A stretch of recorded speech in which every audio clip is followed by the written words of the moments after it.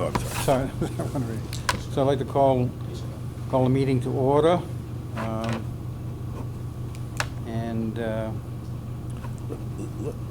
Let's do the minutes later, since Mike is here, and all we'll right. go ahead and, Yeah, right, he can get out. You yeah, don't be have to courteous stay to around. him. All right, let's review the narratives on the police, recreation, and DPW.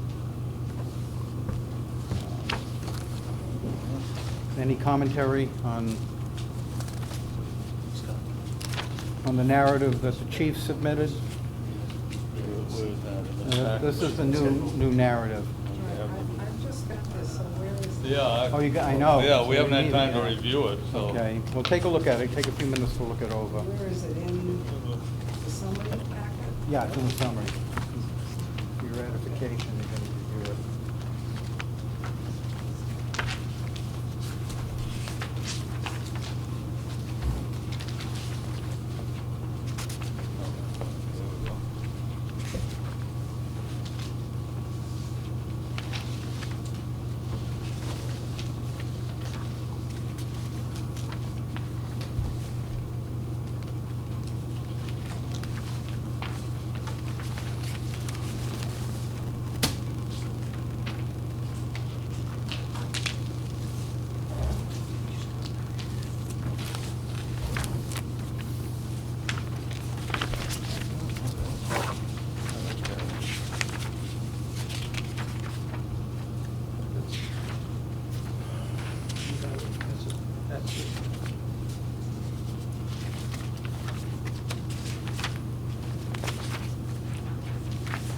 Yeah, see, Greg, when he talks about carpeting and painting and the kind of repairs. That's for the library? That's the library. Oh, that's the library? Yeah. Yeah. Oh, okay. Yeah, here's, The only thing with the police department is this. yeah.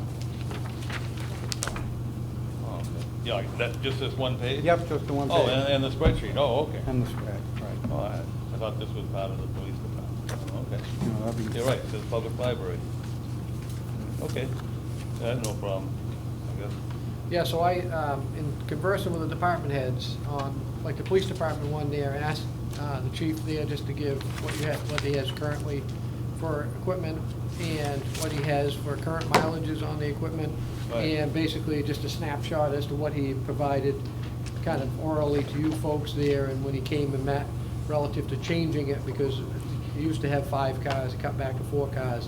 And what he had basically said was, this will change the schedule based upon the mileages. Right. So I asked him just to write that out.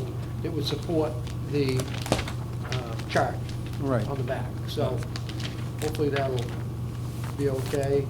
The fire chief, I talked with him as well, and he was gonna put something together as well, although your minutes do articulate it fairly well based upon Selectman Swenson's added information that we were able to add in there.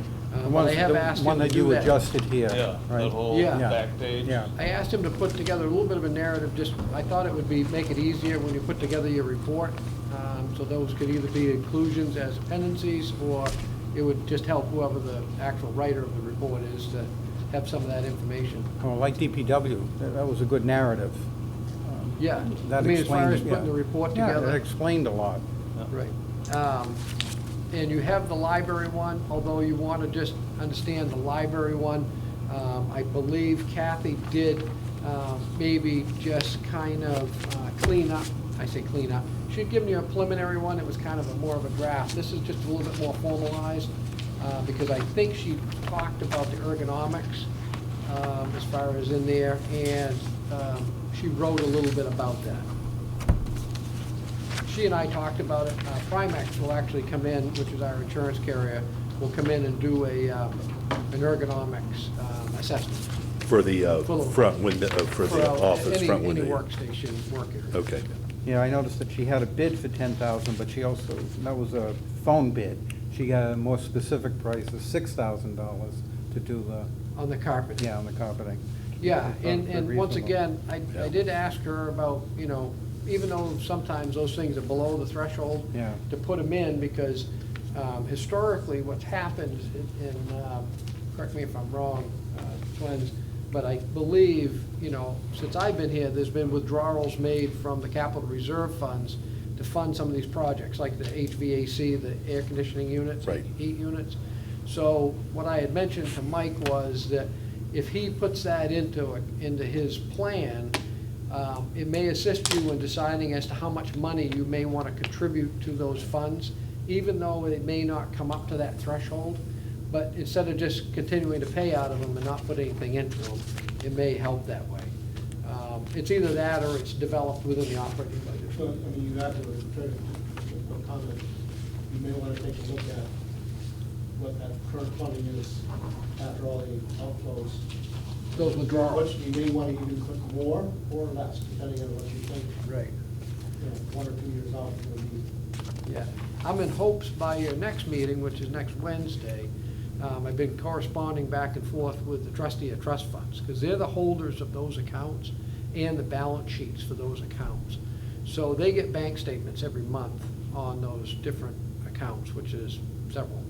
And so I've been in touch with them to have a meeting, because there's some business that the selectmen have acted upon from those funds and requested those withdrawals from those accounts. We're just trying to get things balanced out so we'd know really what is left in those accounts, so that I can report that more accurately to you folks. The only thing that you won't see, but we'll show it being added in, is this year's appropriations that go into those accounts. So things that you voted at town meeting to go into those different accounts generally don't go in until the first part of December. They make those transfers. We actually hang on to the money as long as we can in the general fund before they're transferred into the funds at that point. It just seems to be that's the way that they've always done business. Even in Moulton, that's how we did it. So you think you'll have I'm hoping. some information from the trustee of the trust fund by Yeah. next week? So that way you'll have a sense as to what's in there, and then we could actually look at more or less the ranking on all these different things that are set up for 2017. Or actually, all of them going forward, but more particularly the ones for 2017, and then what you would see as a funding allocation. I think last year was about 184,000, I think, that was allocated to capital reserve and expendable trust funds. I think it was right around there. Don't hold me to that, but I want to believe it. Would you was- say 100, that was I thought it was about total either allocation? 181 or 184, I believe, is what you had put in. It went into various funds. I want to say there was about 6 or 8. I don't have a town report. Craig, can I use your town report? Sure. That's why I bring it. Thank you. In that, it did, yeah, so you had, 1, 2,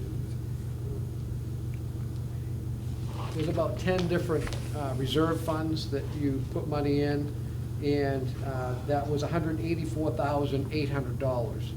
So if you're gonna stay with that type of plan, and as to how you would prioritize the funding of the plan. So.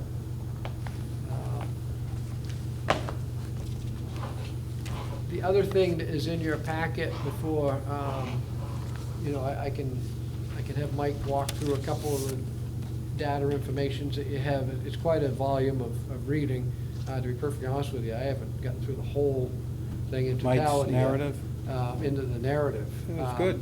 Yeah. That That's way. got a lot of information.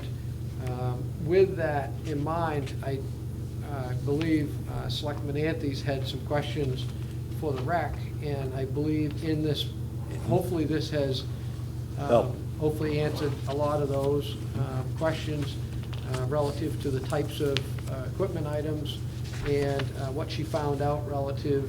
I think I may have given that to you before. If I did not, she also found out about maintenance and the life cycle of the actual equipment itself. And I believe what she reported was 15-year life cycle generally for most of the, I mean, granted, a lot of the equipment is wood, and generally it's, the upkeep is relatively small, but it deals with, staining or preservatives on those exposed surfaces. That way, that's how, I mean, the slide Yeah. thing there is made out of fiberglass or plastic, so that, has a general life cycle, generally of any kind of like an ABS plastic type of thing there, whatever is exposed to the UV lifespan on it. Yeah, yours was And I wanna- colored, mine wasn't. So we didn't- Yeah, I just wanted to thank her. I had called Scott after our meeting. I had mentioned about having pictures of some of the equipment, which he did for us, and I appreciate that very much. But I also asked Scott if she could just give kind of a location where she's gonna put some of these items, and she did that for us, Yeah, which yeah. I thought was very nice of her, to go over there, look where she thinks these pieces are gonna go, so she has a thought pattern here. So I want to thank her for that, because this was very helpful. Yeah, I can say that we have two of them in my hometown, the natural playgrounds, and they're pretty nice. Yeah, They are nice. So I go in, at least, well, you know, I'm just a young shaver, but, you know, I still got a chance to taste metal on the backside of my legs and burn, and right, nice to have a kid go down and not get a splinter or metal burn there. yeah, Yeah, that's right. If you want, I mean, I mentioned to Mike that a lot of you hadn't gotten the packet ahead of time, so, you know, he can give you just a generalized walkthrough of it. That'd be great. Just basically indicating what he's put together for materials for you. And then I would encourage that if you have questions or otherwise, I mean, if in fact, if you wanna funnel any of those questions to us individually, I mean, I can forward them on to Mike and ask him to then answer those questions, to the pointed questions that way, so it may help you for next week as you develop those as you read, that way. So, I mean, I'm glad to do that. I just like to be in the loop so I can make sure that I can then put that together so I can share it with everybody on the committee. Because if in fact, for an example, if Greg or Dot has a question, when Mike answers it, I would then disseminate it to everybody, but not do it as a communication that would be, it's shared as just straight information going to you. So we have to just be careful that we're not conducting a meeting offline, so to speak. So if Tony sends me a set of questions, I would then give it to Mike, and then when those are answered, then I would then distribute those answers out to the entire board. And it's not a lot of so it's no going back and forth between you guys. So do you, So let me, that's how that all works. let me see if I understand. We'll do Public Works first now, we'll go through that, because you introduced Police Department first. Well, let's go. Yeah, I thought you already Mike- did police department. Yeah, well, we did, and, you know, like I said, I had some issues, but if there are that many police officers, 4.7 police officers, I don't have a problem with 4 cars. I only see 4 cars over there constantly, they're not being used, but if we have funding for the staff for 4 cars, Right. for the police officers, then. And Dennis, just so I- you understand, because of the staffing situation, it is right there right now. Right now, in the middle of the day, if Chief Bernier is on patrol, for an example, you'll see 4 cars there. Yeah. Unless somebody came in and took one to court, or took one to a different event, or some other kind of detail type Well, of thing. if he's on patrol, or is he doing administrative duties? Yeah, he may be parked here at the station, so you could see 4 of them there. But if in fact, like tonight, there's an officer on duty, the chief has taken a car home, and while she's out on patrol, technically, there's only 2 cars here in that situation there. When they would be full staffed, and if they all live in the proximity where they make that response, then you may see no cars here, because there'll be one out on patrol potentially, and then the rest of them may be at their Sergeant Meady's house, Chief Bernier's house, or the other person that may be on call or just gone off shift. So just to explain how that is, right now it's a little bit fragmented because of using part-time people while other people are in the academy and things of that nature. And really, the chief and or whoever else he designates is on call.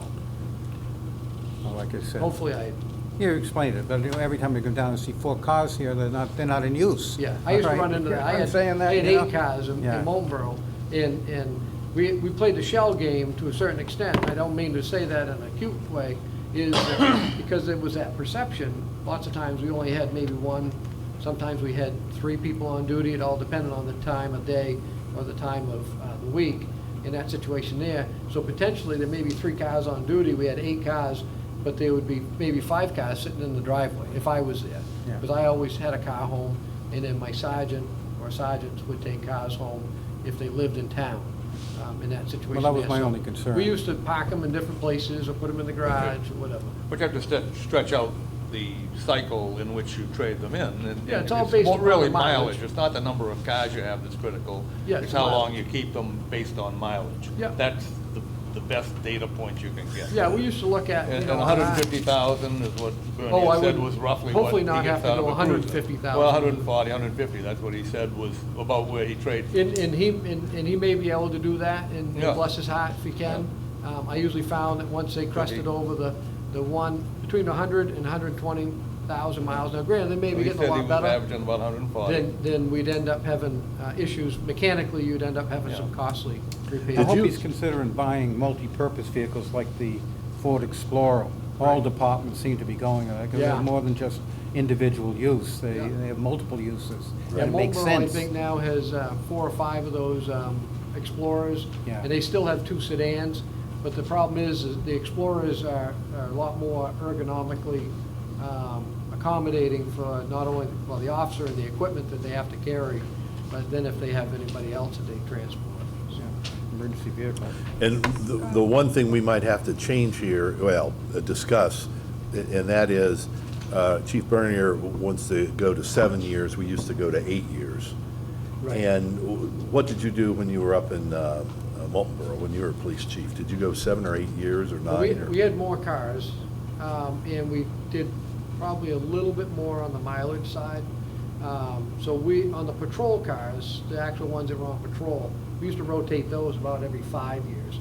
So, but like the chief's car that I took home and I drove every year, every day, that one went out 7 and 8 years, depending on the mileage, just like Tony said.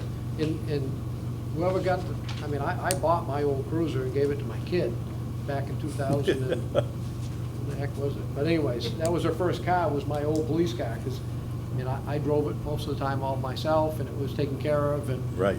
didn't have the regular shift work with variable drivers. That's a lot of wear and tear on cars She must as have well. joined the siren. Yeah, I was gonna say, no she had a siren. spotlight too? No, my car didn't have a spotlight. But it was clearly identified that it was a chief's car. believe Don, me. did you have a question? Scott, just because Ellen's the budget Oh. rep, could we have one full-time police officer who's going to the academy in January? Is that right? That's a hope, that one. That's a hope? Is, right, because going through the background process right now, and one more phase has to be done, and then once that happens, then the anticipation is that that'll finish up the vetting piece of it, because of the background being that one of those things. Once that happens, chief gives us a memo saying, all free and clear, everything looks good in the background, then that person would be hired. That was that process. So that'll be, we got one in there now, and then the next one would go in January, as long as they don't fill up. Yeah, the Board of Selectmen approved that one, if he passes the background check, to go into January. Yeah. Yeah. Yeah. So then and when Reggie gets back in a month and a half, you think? The chief told me today he hopes around the first or second week in November. November. Okay, so, yeah, month and a half then. Having physical therapies. Right, right. So then, we'll have, well, in a sense, we have 4 officers, only 2 in the field. The other 2 are going to be trainees for another 6 A little months. bit of time. Yeah. The thing to keep in mind is, even though you have 4 cars and you have 4, your officers, whether they be full-time or part-time, with the exception of having the sheriff's office come in on occasion and do a patrol shift for you, I believe the sheriffs that have been coming in and helping out when the chief needed somebody, they've been driving the Durham car. Now, don't hold me to that, but Do I we saw. pay them on mutual aid, the sheriff's department? Do they get? We pay them them. a We pay them. detail rate Oh, yeah. for them to come in and provide Okay. that assistance. It- So, but there's still, I mean, with looking at capital improvement stuff in cars, they come in, they're charging us just for the man hours, and the idea was that they would use the New Durham car, even though they'd be in a sheriff uniform. They would still be driving the New Durham police car, in town and in the community. And all the part-time officers that are coming in, even though they may only work one shift a week, they fill all those different shifts. So if the chief's doing 5 or 6 days of shifts, you know, there's, the other officers are doing the other 5 or 6 days plus the other couple days. So, I mean, basically, there's 2 shifts a Right. day, 7 days a week, and so it's about 14 shifts a patrol cycle, you know. Have to be for a covered. week. For that 7-day period. Yep. And that clears up a lot, it does. Okay. And then the other thing that we talk about is if we want to do that additional room, which they have some information in the packets here on that also, the cost factor and so forth. Yeah, I think Mike put that in his facility. Yeah, I just asked the different department heads if in fact, you know, so everybody understands that there's a process, is that the department heads make, you know, when you use the public works model, is that the public works director oversees facilities and grounds, and that, so that would be the structures and Right, the facilities right. and the physical grounds. And then on top of it, you know, the highway department and then the solid waste facility. So he's a collector of that information and would put the necessary report together in support of that, but would want his department heads to be also supporting that, for Almost. putting the request through Yeah, him. I saw it, yeah, it's in the for back that. of the packet. I just asked them in their individual reports to well, he has support it. down here estimated per square foot is $140, and a 10-by-10 room would cost approximately $14,000. Yeah, and once again, we just took a market type of thing. You know, Mike and I talked about a couple different, I think he called a couple different folks to just get a square foot price to develop that. Is that, No is that hard- finished inside? That would be done. Yeah. Carpeting or tile, walls You done, had- windows you had to go soup to and nuts. doors? He doesn't want windows, he wants nothing. He just wants a 10-by-10 room. He doesn't want windows or a door leading out No. from the back of that building. No, he just wanted something for like staff training, or he could sit down in the But morning. then we remove, what, all the back doors to the back? Or is there any back doors to that I would think building? you probably need it, or, We need two methods of egress. Yeah. So, and I think you're taking that away by putting that in. So you're gonna have to put, it. What I'm saying is, you're gonna have to put a door somewhere back there. yeah, I mean, there is. I don't get caught up in as much of that detail. The only reason why I say that is, even though you may approve something, that 140, I believe, will take care of constructing that. And when you get to that stage of the year in which you're gonna do that, unless you're gonna fund it for next year. And if that's the case, then if we're gonna fund it for next year, you say, hey, listen, I think this is something for next year, and I can't remember how you had it staged in there. As far as funding it for next year, then we would wanna get a real concrete estimate, get a sketch, get a drawing, you know, vet all that stuff out on that. I can understand the chief's idea is he's looking to basically make a room that's large enough for him to assemble his staff if in fact he had to have a briefing for something, or, you know, a training. You know, if there's only, you know, 4.7 officers and, you know, a handful of part-time people, he'd like to just assemble them in the same room, and be able to talk to them in the same room, and put up maybe a PowerPoint on the wall. Right, You know, right, that kind right. of stuff there. So it's really not for the artificial light from the outside. It's generally those rooms are used as briefing rooms. You know, you would know, Dennis, from the FEMA stuff, it's not something that the public and, you know, everybody, it's more directed at those people. Okay. Actually, Scott, I think I remember him saying he really wanted it private. That's why he couldn't meet here, because they would put information here and Right. it would be left on the board and open to public, so. Yeah, you have to be real careful. I mean, I ran into that even at our public safety building with a joint training room, that we used to write on those grease board markers, and sometimes if in fact, they sometimes don't all erase real well, and you can see the faintness of it, and you just have to be worried, you have to be cautious about the confidentiality of this. Right. Okay. It's a fair request.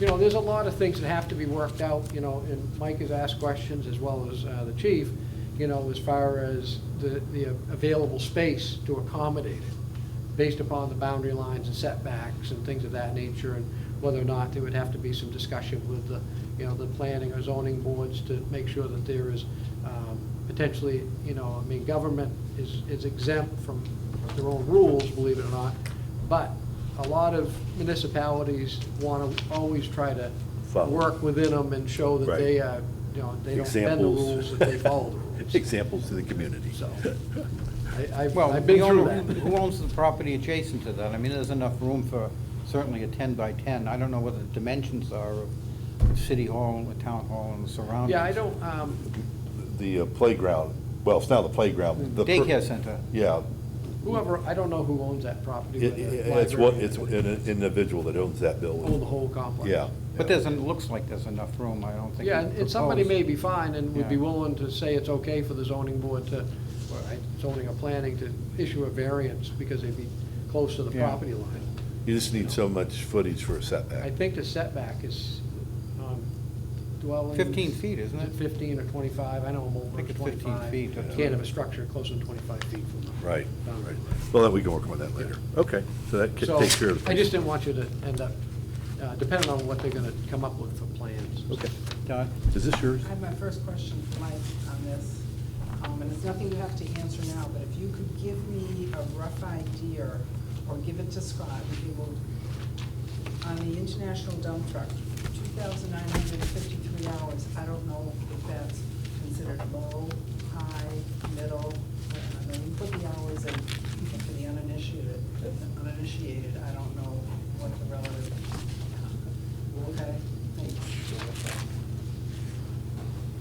And when we're talking about this, I asked you outside on page, well, you're not pages here, but it's, It is a Freightliner, I had it labeled, it was my, Yeah. my error. The It's a- water truck is a Freightliner. yeah, I thought That so. was international. But the others are correct, hours are 5,500 and the cost was 50,000. That is. Purchase today. price is 79. So Yep. all the datas are, we just changed Yep. international to To Freightliner. Freightliner. Would be great. And 208, was it a 208 Freightliner? Yeah, so 2008. That's Freightliner.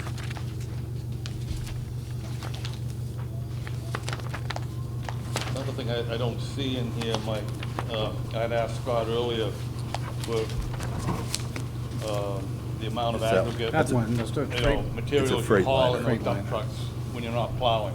How much gravel, how much sand, how much tailings, what do you use them for when they're not plowing? And how much do you haul with them?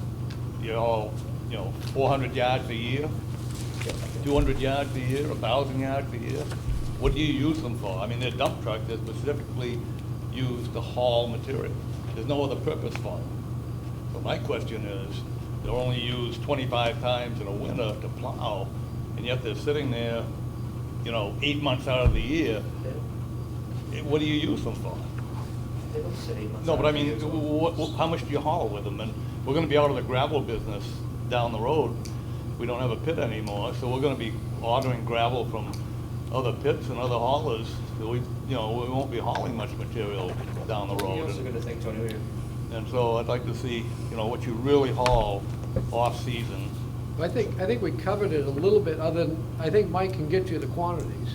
If in fact he has some, I know he see it has in here, quantities but based upon. I haven't seen it. Show me where it is. No, I'm just saying, if in on that fact, report. Oh, if it's okay. not in that, Yeah, report because- there, then he can get that for you, so I think that's a. Because if you're using them to haul brush, you can do that with a trailer. You don't need a $180,000 not dump just truck. for brush. You You gotta know. think, we ditch every Yeah. road in town, all that stuff gets hauled away, Tony. Yeah, but how many yards does that amount to in a year? You need maybe one dump truck for that, 55 not miles. 5. 55 miles. No, you might- Lane miles. Yeah. Tony. Hey, Gilmington does 70 miles of road with one dump truck. I don't think it's something for us to all debate, as We're Yeah. not to Wilmington. how you might Oh. run the highway department and how Mike would run it. I'd like to So, see how the but- trucks are used if I'm gonna vote to buy them. Wait a minute. You gotta come down and go out with us for a week and work with us. Yeah. You should. I would invite you to do that. The, Really see how they get used, Tony. I would the invite you ditching part, any day. I think the ditching part, I think we can give you a rough idea based upon, rough idea on quantities. Yeah. That way, I don't know that everybody continues to One tabulate. dump truck can keep up with the road Can I- grader probably. Can I finish? All right. I think you need to hear me out. I've done this business, so I can talk about it pretty easy. and have people understand it pretty well. So with doing that, you're exactly right, Tony. I mean, you need to understand, and as I mentioned at the last meeting, some stuff, you know, in my life, some stuff's sat. And we can give you some ideas relative to the quantities. I think to make the comment that we're gonna be out of the gravel business is not an accurate situation, is that we may not operate and utilize and mine our own gravel pit, Right. even though that may be something to be assessed at and looked at in the future, because the town does own property that may give to some cost analysis as to whether or not it would be advantageous for the town to mine their own gravel. They own a considerable tract of land across from the existing gravel pit that potentially could be But permitted. then you have to ask, how many yards of gravel do we really need to use a year? If we Right. start paving the gravel roads, that use will go down. Tony, let me Okay. finish, okay? Yeah. This, you have to look at all the different avenues. Yeah, well, I am. I'm Okay? trying to. You have to look at Tell me all the big different. picture. You're not letting me finish. Okay, go ahead. Okay? So with that idea is you have to explore those things. Whether or Yeah. not it's viable, whether or not it's cost effective to do that. Absolutely. I can tell you that it's not cost effective generally to run, 20, 30 miles to go pick up your gravel with a 6-wheel dump truck and bring it here. I didn't do that. We bought our aggregate because we didn't have the opportunity to mine it. So we had our gravel. It was trucked in by a company, and it was based on the per ton price. They brought it to our facility and stockpiled it for that purpose. And then we used the smaller trucks to then ferry it around to where we need it. And that usually comes into play. Occasionally on a big project, we could call in and have them bring an allotment of gravel to do a special function. Sure. The difficult part that you have when you call in for a private haul of a allocation of gravel is just being able to coordinate it so that it fits into the schedule in which you have. So even though you may line up to have 2 or 3 10-wheelers come and bring you a charge of gravel to gravel, I'll just use Middleton Road for an example. If you can get that and it works out for that day, hooray. Sometimes what happens is, as you're doing that function, if you can coordinate that, that works out great. Sometimes you can't make it all work that way because in that morning, you had a call because there was a tree down, okay? These guys that come in and haul for you, they're gonna show up. And if you've asked them to tailgate gravel out on Middleton Road and tailgate it out 4 inches thick, so they set their chains, they're gonna tailgate it out whether you're there or not. They're not gonna sit around and wait for you because you're out taking care of a tree. So that's the reason why lots of towns stockpile material and then they use their own equipment to go and deliver it to where they need it, when they can use it. So just to give you an idea of the scope as to how that function ends up happening. So Mike can do some digging Yeah, around and rooting around to find out how much gravel they How much gravel basically we truck use here. truck out to take care of gravel road maintenance, shouldering, other types of repairs.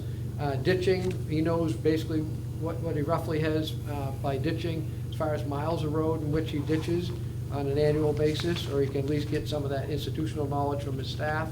And then he has a rough idea based upon those mileages as to how many loads they generally haul for that. I mean, some ditches are deeper, some haul out more material, some don't, but I think you can get an average enough so you would Right. have a sense as to how much they Yeah, haul. how much these trucks are being used. Yeah, I mean, there's clearly, when you do a ditching operation, just because I've done them, you use 2 to 3 dump trucks, if you got drivers for them, in order to take the material away. And then because you only have a 5-man crew. Yeah. So you have to have, if you can have 3 truck drivers, because nobody's out sick or doing some other function, and you can use 3 truck drivers, and you got a loader operator, and then you got a grader operator. So that's 5, there's your 5 guys. But a lot of our shoulders, you can't ditch anyway. They're either too deep, you couldn't get a grader in them, or there's no ditch to begin with, they just go off gradually. So we don't have many miles of ditching to do in this town, Well, if you I drive mean- around. I bet over 60% of the road shoulders here aren't ditched.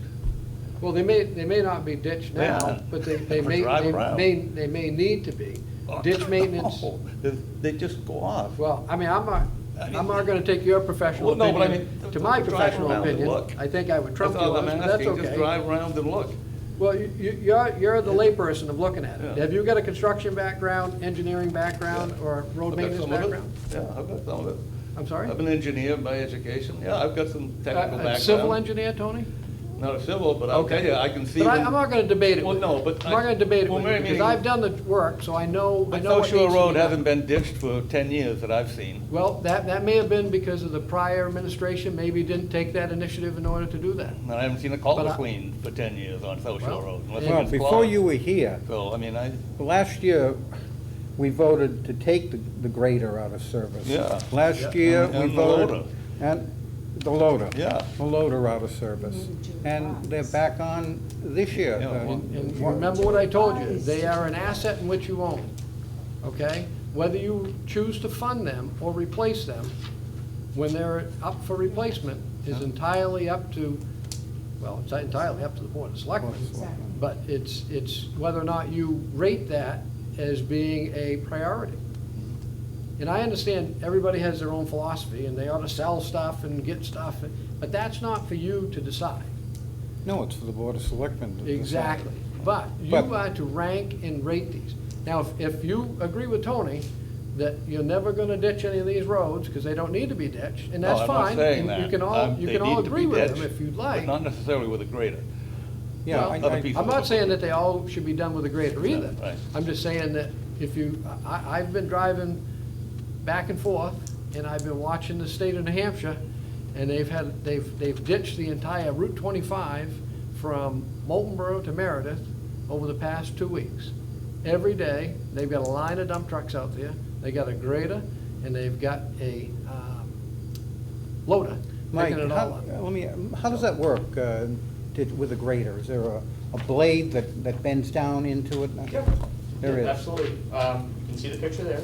You want to go to the grader. It actually, when you read this narrative. I did Dennis- read it, I did read it. Yep, so that'll articulate, go down, it'll bring the material out, roll and road. The loader will come, pick the material up, put it into a dump truck. I don't, I mean, Tony's entitled to his opinion, but you need more than one dump truck to keep up with a grader. You do, because then you're gonna have a lot of sit time, and I don't think you'd ever see a They private don't, contractor. I thought when they were doing Meterboro, they actually used a backhoe to dig out the, Well, you- Trade-alls and different, you know, Sure, things grader. with buckets. Usually do. It's faster and it's. Because then you don't pull it out in the Unless you're digging street. sumps. Yeah, some sort of clean out ends of culverts. so you're saying at the end of the blade of the grader, it dips down, they scoop that out? And go down, and it'll pull it up. You go like this. So you're just angling it out rather than Yeah. you have a slope to it then? Okay. How many miles do you do Okay. with a grader? Well, at least, let's see, we have 11 miles, that's 22 lane miles right there alone. That's a lot of ditching. Never mind what we do on our. That's just on the gravel. You can do the same thing with the pavement as well, Yeah. you know. And I just warn you though, if you, it's a lot faster to do with a grader than it is with a backhoe. Yeah, I would And on this imagine. very back page, I just gave you guys This- an idea of a company and what their rates are. So I just want you to take it into accountability. And that was my whole purpose for this. I wanted to give you guys informative decision-making. I didn't want to come in, and I don't want to have a heated discussion. I just wanted to be able to provide information with you. I think So it you would could have actually been, see it would have been current helpful rates. if you could give us the name of the company. It's right at the top, SUR Construction. His name's Billy Croto. Okay. And this is the equipment and the operator? Yep. So for a grader, it's Yeah, $190 an hour for the size we have. includes the operator. But you need the size we have. Yeah, you do. To generate that Wait, material, The Tony. contractor I talked to in Brentwood. For you know, $125 an hour? Yeah, Yeah. yeah. I've He done my can- homework, Tony. I'm sure you can grade. Well, 2 years ago, we rented a grader for, is it different pushing back the snow banks? It was $125 with the Yeah, operator. Right, that's more like it, yeah. So the 190, is that? That's, in my packet, I put an average. I've gotten anywhere from 125 to 190. I would base it off around 150, 152. Okay, so what you have there here is basically the high end. This is a company that can handle coming in and doing an operation like New Durham. Where are they Not from? just one. They're right in Rochester, or Farmington. So, okay, so this is kind of high. Can you work with, I mean, we had a local person and borrow his grader with the Once again. with the wing and so forth. I was just trying to give you a frame of reference so you could see what some of the rates are No, out there. no, I understand, you have this company doing it, Are they insured and so forth, so we Yeah, don't have to Suarez worry is a about great that? outfit. They're doing a lot of the state median work. Okay, all right. Yeah, I don't think it was Mike's intent to develop a, I think it was just to make a comparison for you. And, It's just a framer. I mean, Yeah. he could have made the comparison more of on an average versus the high side. I always like to look at the worst case scenario versus the best case scenario, because at 100, I'll be honest with you, I've hired a grader before. It was an old Austin Weston rear steer, How old are you? two-wheel, an old one. I question whether or not he had a campfire in the thing to keep him warm, to plow in the wintertime, pushing That's as old as me. snow back. It was about $125 an hour. But what else is he gonna do with that rig in the wintertime? Nothing. Nothing. So something is better than nothing. You see what I'm saying? So you get a better, you sometimes get a better rate. Now, if you had a better machine, it would cost you more money as well. Right. The guy from SUR, he's got good equipment, you know, he buys good equipment. He's Good got that, operators. He's reliable, he's got so I mean, as a comparison, and you talk about, you know, I mean, that's how that gets weighed out. I had a guy in town very similar, I don't know what the kind of equipment the fellow had up on, it was pushing snow back for 125, but, you know, that's generally how that ends up going, is that when there's no work at the time for a piece of equipment, and you're willing to hire that piece of equipment, you can probably have a better opportunity at getting a better rate. Right, But when the equipment is in demand, and You're gonna other pay the people high want it, rate. you will pay the high rate. Right. And/or you may not have the availability when to you get want it someone, yeah. and when you need it. Yeah, yeah, That's the difficult part. right, Now, if in fact you have the philosophy, we'll use Stratford for an example, because there's a lot of comparisons that happen. Town of Stratford is completely privatized. They elect their own road agent, and he owns a fair amount of the equipment and/or he hires other equipment out from private contractors. That's a complete private operation, completely private. And Stratford's not unique, a lot of towns do it. They do. And some towns do a little bit of both. And their Tuftonboro, highway right next road door to costs me, are at 7 or 8. town meeting last year, they didn't want to continue to pay for the guy who's the elected road agent. He uses his own equipment. They got tired of paying his rate for his 10-wheeler. And they said, you know, how can we not pay you? I think he was charging them $110 an hour or whatever for the 10-wheeler. And what would happen is people would come by and they'd see the 10-wheeler at a job site and it'd be sitting there and they'd say, why am I paying $110 for that thing to sit there? And you billed us for the whole day for the thing, whether the thing turned a wheel or whether it only hauled right. one load. And he said, the only way you can get around that is to buy your own. With the town of Tuftonboro, that's what they did. They went out and bought their own 10-wheeler. So now they don't have to pay him. Did as well. They were completely private. So, I mean, that's how that ends Did up they, happening. I mean, that'd be a Sometimes. conflict of interest, I would think, if you're the road agent for the town and you're using your No, own the equipment state or law, renting. state law allows you to do that under an elected road agent status. And then If you have a, elected. then you can't go over a certain amount of the cost, rental of the equipment. I mean, You is there a have the- safeguard built into that? The only, you can rent rent, lease, bill the town for any amount of equipment. If you own your own aggregate, you cannot sell it, that's a conflict. You cannot sell your aggregate to the town in which you're elected. That just happens to be the way it is under state law. On the RSA? I mean, I was an elected road agent, not that I Yeah. had a gravel pit and/or, I had equipment. So what happened is, I had my own equipment, and I put my wife out, I hired a kid to drive my truck when I was a road agent, and he would plow private roads for me, type of thing there. I had my own, I had a contract, and that was an issue. People said, well, that's a conflict of interest, that's an ethical issue. You know, you're getting something that Right. maybe somebody else can't get. Right. Well, state law allows for an elected road agent to be able to have that provision, and he can do that. Not that I was trying to pull a fast one, Right. but I had always plowed for the town, and to reduce the truck could be a hardship Right. that way. So that's how that, I mean, I Okay. didn't mean to tell you. I was just, story. no, I was curious about that. But just a final point, their road costs in Stratford are under $8,000 a mile annually. Yeah. Towns that I've studied, like New Durham, that have totally integrated highway departments, their road costs are between $15,000 and $20,000 a mile annually. So, you know, you Well, can't I mean- argue with that approach from a taxpayer standpoint. That's my whole theory. and maybe we blend, maybe we don't go all contractor and all integrated, you know, Yeah. town employees, but we can save $500,000 like that by blending. Well, I think The to make, I taxpayers, think to and make that's the key. predictions, I think to make predictions Did you watch that the way, I think, selectmen's meeting last week when you talked about blending? Scott gave a report on blending. Maybe you should go back and watch it because it was informative. And all I can say, Tony, is, like I said, I'm not gonna go around and around with you, but I've read your stuff, and you're saying that, I mean, Stratford, you're worried about your tax dollar, I understand that. Yeah. 2296, Durham, New Durham does it all itself. Stratford, 2238, they sub it all out. There's really not much savings there, is there? I don't know where you Gilmington, get the numbers. 2342, that's what their tax rate is, right there, this is your report. In my data? Your No, data. No, I'm talking the town tax rate, that's the total tax rate. I'm The just schools. saying. I'm talking just the town tax rate, Mike. Look at the town tax rates only.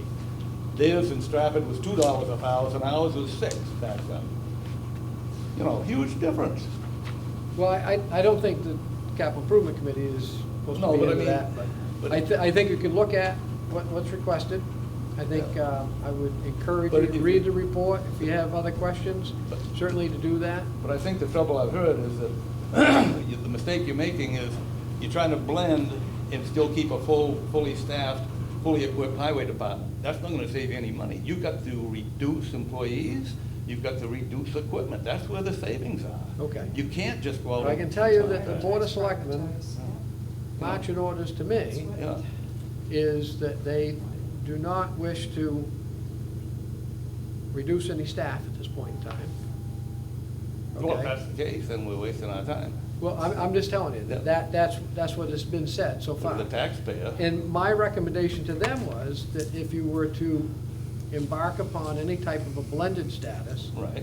that would Save money. potentially, no, I didn't say that, Yeah. that would potentially reduce equipment, that you would not liquidate the equipment until it is proven that it actually does, in fact, save money, and that it is going to work for maintaining the same level of service. But you've got to reduce equipment and employees, not just equipment. That's where the big money is the employees. With benefits now, we're paying an average. But your No marching- doubt about Your that. marching orders from selectmen are not, You gotta reduce both. no employee reductions. Yeah, I mean, two of All them, right. yeah, I haven't heard anybody say that they want me to get rid of any staff, so. And no action that I'm aware of. Attrition would be a better, There's been some Yeah. word about attrition, and until there was a plan, until the attrition actually happened, somebody retired, Yeah. or, wasn't employed, left the employee and went somewhere else, type of thing there, that is a conversation in which the board would have to have relative to Yeah. filling that position, Yeah. as to whether or not they felt that that was worthy to do that. Now, there's been other positions in town that have been full-time positions that have certainly been reduced to lesser hours or Tech part-time mechanics status. gone. I wouldn't want to see people lose their jobs. Oh, I wouldn't either, but, you know. Not their You lives. just advocated for that. But I'm used to corporate America. If I could have saved $500,000 at Gillette, I would have gone after This it. isn't corporate No, America. corporate This is America, Durham. Tony. It's a small town. Yeah. People like the services they get from their highway department. They've always liked our roads. Oh, I They could think have they do a good voted- job. They could have voted, they could have come out to deliberative session and said, we don't want this, it's too expensive, we vote against it, no one has. You want to get up something and get people there to say, we don't want this in town, go for it. But so far, they have voted for the highway department and haven't seemed to Yeah, want to do it Yeah, differently. I can't believe it. Yeah. So- I know what you're saying. I agree. I don't see the rationale. for that. For an example, I mean, I gave the board, Monday night's meeting, a contract, basically, if they wanted to hire part-time people to come in and plow snow. And the difficult part that you have with one of those situations is, unless you can show some form of history, in other words, you talked about liquidating either positions and/or equipment. Of course, dealing with it in the wintertime is always tough because you end up dealing with Mother Nature. Today I ran the state of New Hampshire's annual plow rally. And at that plow rally, we had 150 some odd people there from all over the place. And the biggest talk amongst all those highway guys the DPW guys was, what kind of winter is it gonna be? Week or so ago, Mike and I were at a salt symposium, and at that salt symposium, they had Kevin Skarupa there, trying to, meteorologist. Everybody wanted to know how much snow we're gonna get, trying to make that predictability as to what it's gonna be. Pretty hard. It is really hard. The Farmer's Almanac said, no, a very, very mild winter. Boston Globe just reported it's gonna be Heavy. milder than usual, much milder Yeah, than this year, usual. too. But there's another one out there that says we're gonna have snow, so, Yeah. you know. The but one I it's- heard today was, because I've heard those same type of reports, the one I heard today was, it was a dry, hot summer, it's gonna be a heavy, wet winter. And I don't know if you've heard some of those analogies that way, I've heard them. Acorns, if there's a lot of acorns, beehives are high. Right. All kinds of stuff there. But I can tell you that it's a cycle. Right. And the meteorologist said that, it's a cycle that ends up coming up and down, it's all based on the jet streams, it's everything else. When I gave the board Monday night the snapshot scenario, just a quick snapshot scenario, based on 25 snow events coming out in an average time, because when I did the average based on Molten Borough's data, it came out to 41 weather events versus 25. I think Tony used 23 the other day on the, going out of the NOAA. NOAA. Yeah. In that situation there. And the duration of the storm type of thing there, I might have taken a longer snapshot, but some are long, some are short. I took an average, I felt was a fair average. So it worked out to be about 250 hours of hiring a private contractor in order to plow snow. So in that situation there, if the board, and I think they've asked, now, if we liquidate the truck in Tony's situation, as he mentioned, that you don't need the truck anyways, because you're not gonna haul any dirt with it, because you can only haul 3 trucks, type of situation there, which I just talked about, is that if you liquidate that truck, you'll see the actual savings. And I haven't done the full all the way out, but I don't dare do the full all the way out, for the mere fact is, you don't know what the winter is going to bring. So when I did the snapshot, just before we liquidate any equipment, the snapshot, and this was liquidating a part-time position, in that situation there, it's cost the town an excessive amount. Oh, yeah. Almost $18,000 more. Sure. Now, that also is supported by the New Hampshire DOT. New Hampshire DOT reports, and I was with Caleb Dobbins all day today, it costs them 30% more to do winter maintenance because of the outside contractors. And it's winter. You don't know what you're gonna be faced with. But they're in that situation. They don't need the workforce and they don't need the trucks in the summertime. Right. And the level of service that's required nowadays requires them to make sure they're making sure they're doing their lane miles in the rotation so that they keep up with it. you Right. know, in that situation there.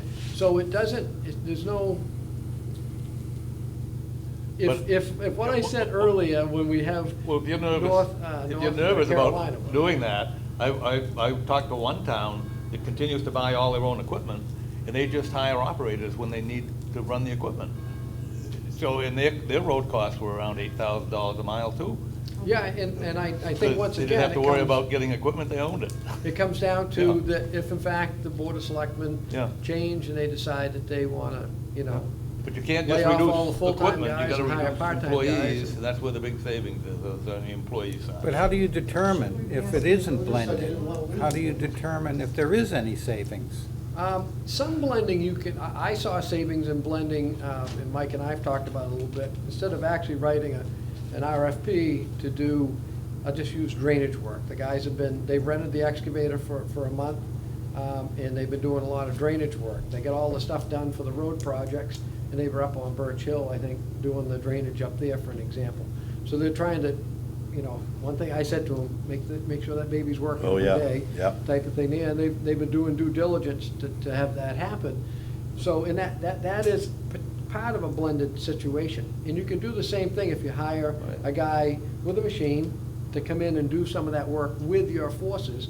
That type of blending without writing an RFP and having a whole construction company come in and do all that work, I've seen savings in. RFPs in general, if you scale or take your projects that way, cost more money, because A company coming in will build in all their overhead into their actual contract price, even though they might bid against other people. They still have to have mobilization, they still have to have traffic control.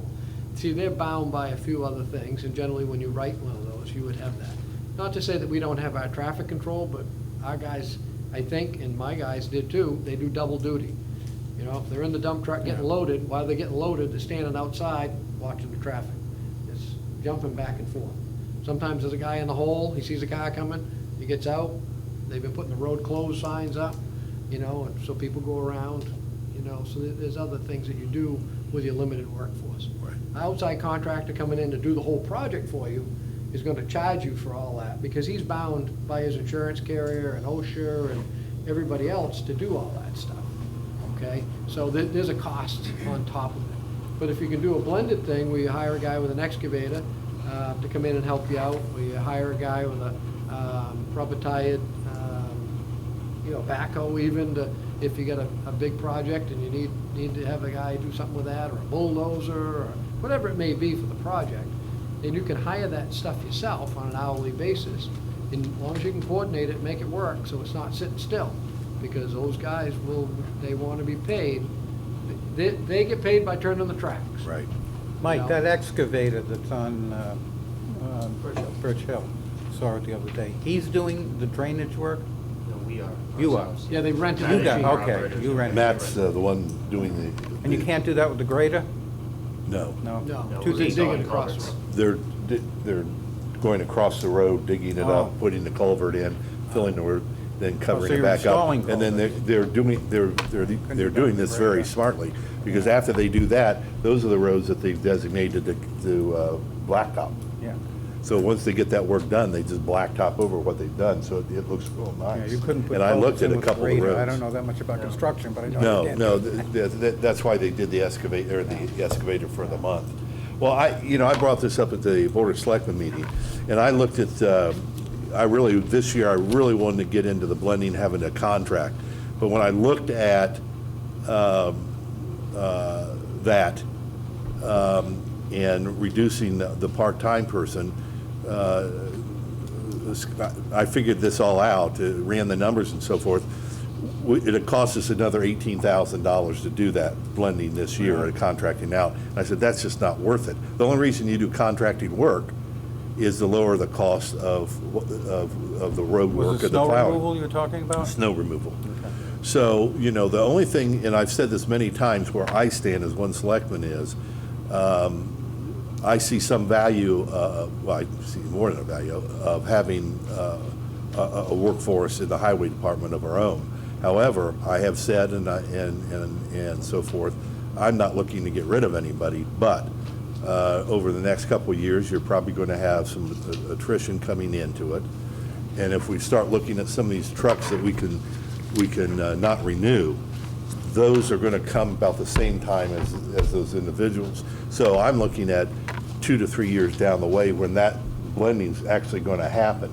And with that, you don't replace the person that's leaving. You don't replace the truck. If you figure that, then you save money. So you're thinking 3 years out? Well, it might be sooner than that, but that's what I'm looking at, and that's the key.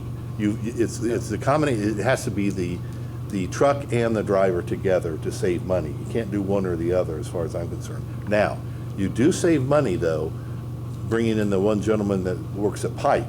He comes in for a 3-4 month period.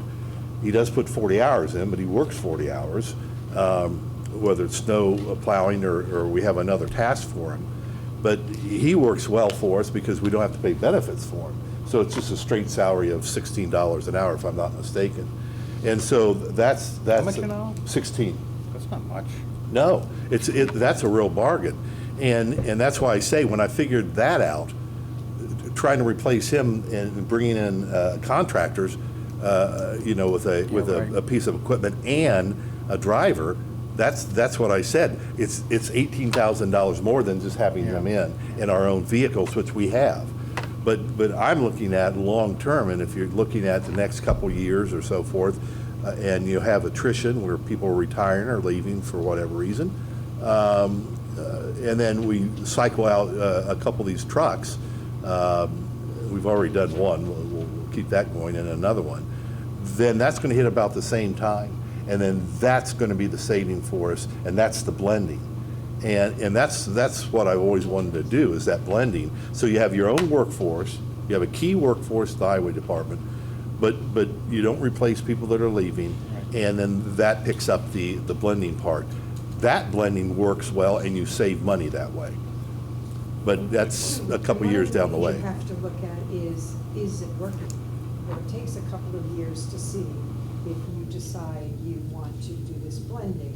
How is it working? And is that the point where you've already gotten rid of your truck or your piece of equipment, and you've already gotten rid of the employee, and then you find out 2 or 3 years down the road that this contract or this contracting out is not working?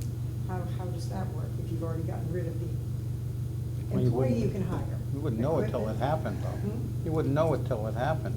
Right, but, right. And so it's speculation. So the point is, if you want to blend and you want to see if it's going to work, you spend more and see if it works before you get rid of the other people. I mean, I know that sounds Well, if it doesn't ridiculous, work, but it how do you doesn't know? work. You got Yeah. rid of Well- a piece of equipment. You know, You're But gonna so have to many buy- towns, You so know many what's- towns are doing it. you know what's strange is, It's gotta work, I mean, you do it professionally and manage it right. But we've got information here that whole states are going back to having their own departments because they Well, I have yet to see. find that contracting is too expensive. So, Yeah.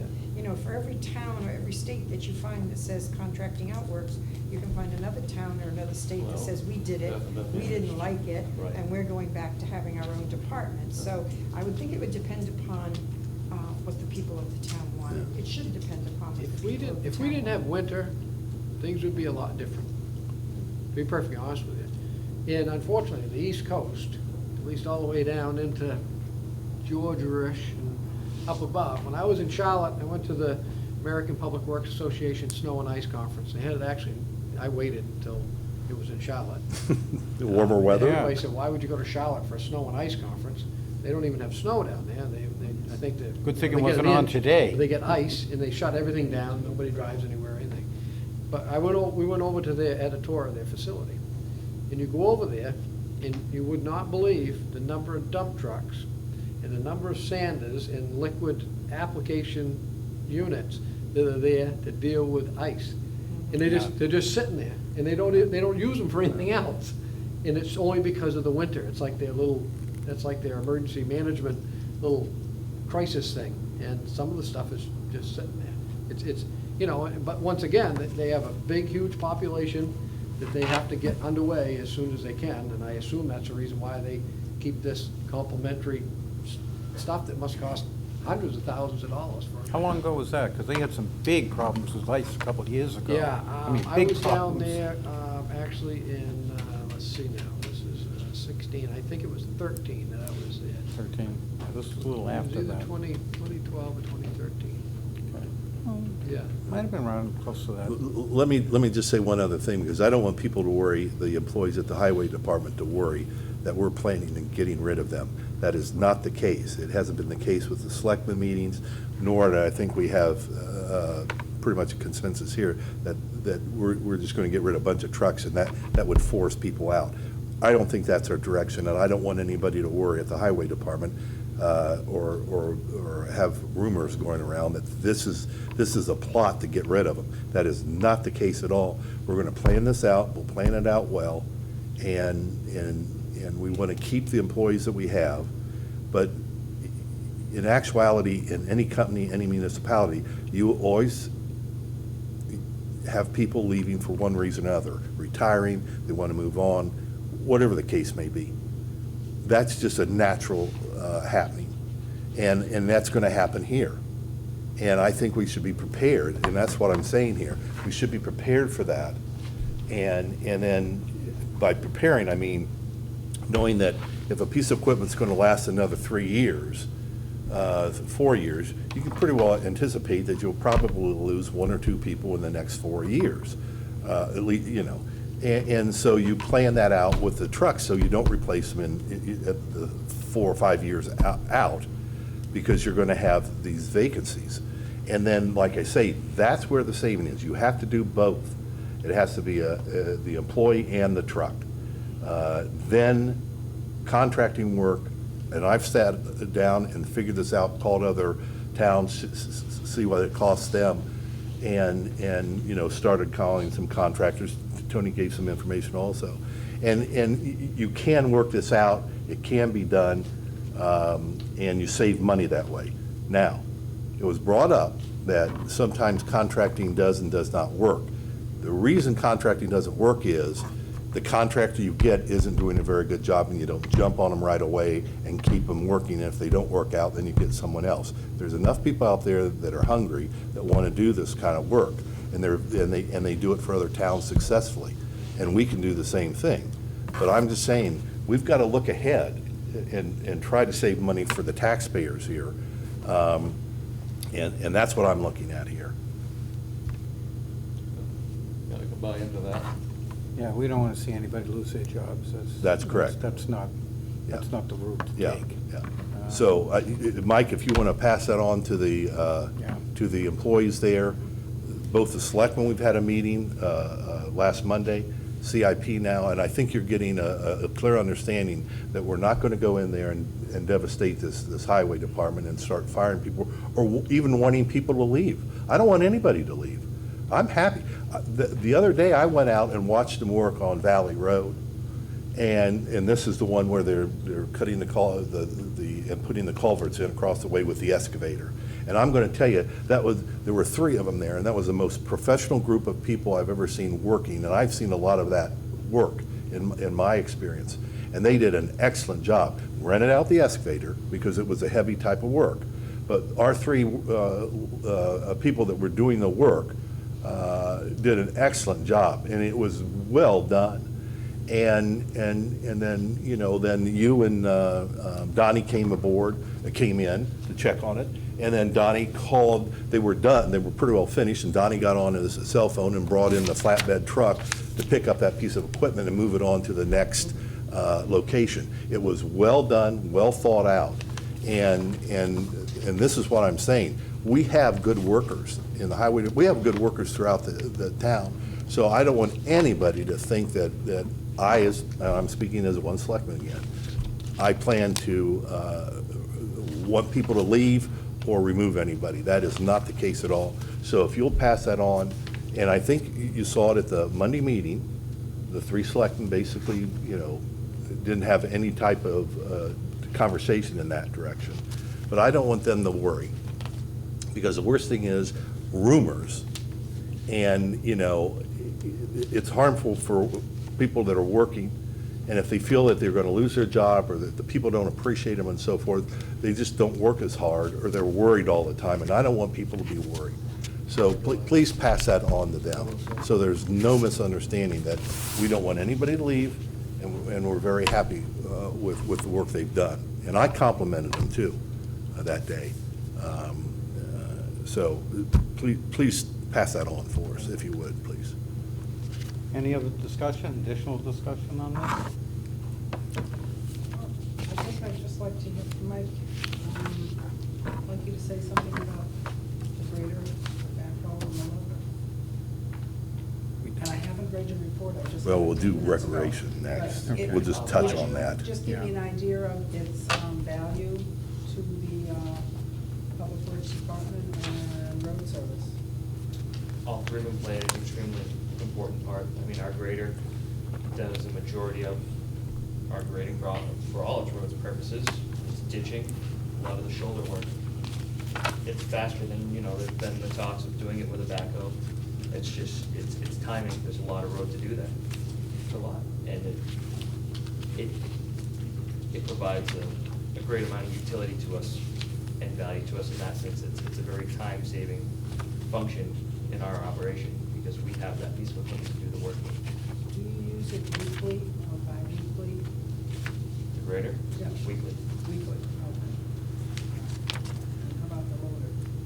Loaders used weekly as well in our operations of what we're doing. We're grading, we're using a loader.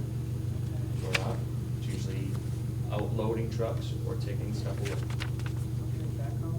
The backhoe, if we get into it, we're digging out sumps or culverts, which can always be done. Yeah, the hard part with, because I looked at even in Moultonboro, as far as replacing the backhoe with a rubber tracked excavator. And the bad part is once again, when you're doing public works type of stuff, or any type of road maintenance stuff, is that you need to be able to get over the road usually quickly, because people call and they'll say, trees down across the road, and you can go and you can cut up some trees, enough so a man can handle them and move them out of the way.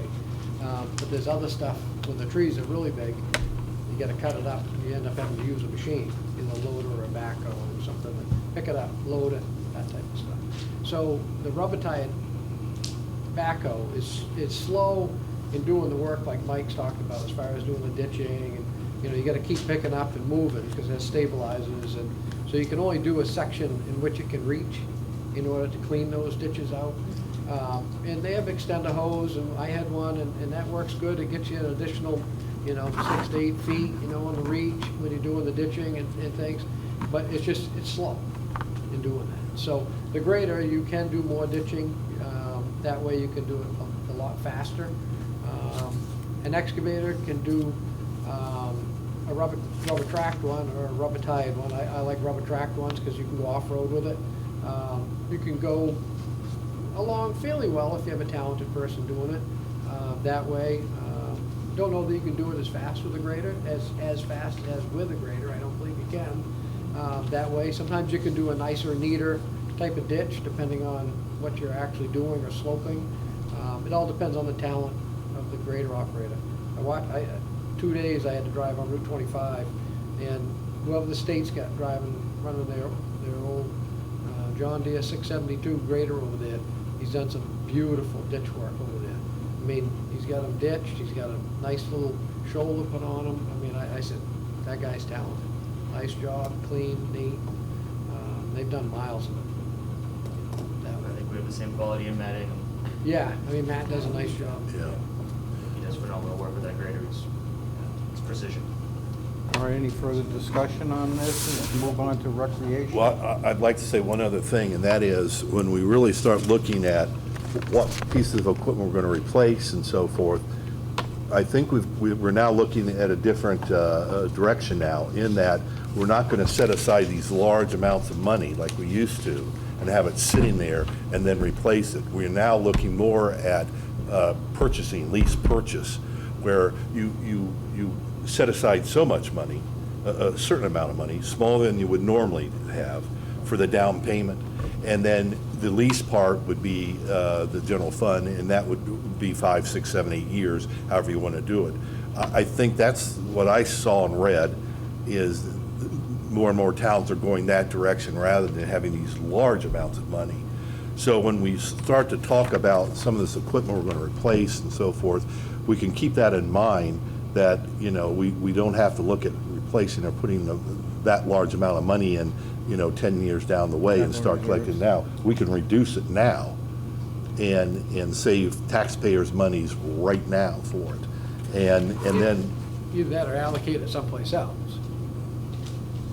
but I'd like to save some money for the taxpayers, so. Well, I understand that. Yeah. Now you pay me later. Yeah. I'm also trying to also look at, if you don't put it in the fund, for an example, just think about when you get ready to score these, when you go into the year of the budget cycle. So let's just use for an example of 2017.